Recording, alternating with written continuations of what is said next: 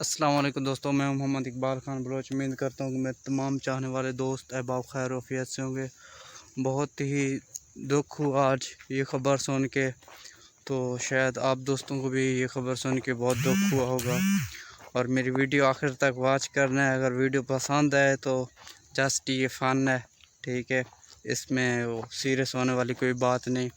سننے میں آیا کہ دو ممالک میں آج لڑائی ہوئی ہے، اور لڑائی بھی ایسی ہوئی ہے کہ نہ پوچھیں حال۔ ایک مسلمان ملک تھا، ایک غیر مسلم۔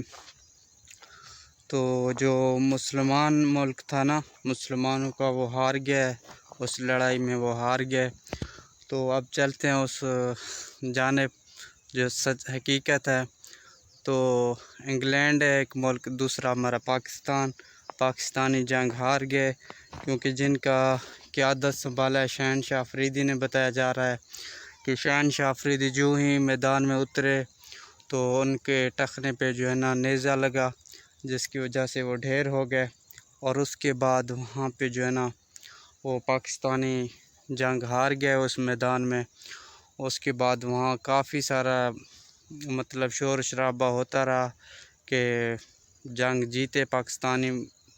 اس کے باوجود بھی وہ نہیں جیت سکے، کیونکہ وہاں بعد میں بہت نیزے چلے، بلے چلے، اور اس کے بعد گیندیں چلیں۔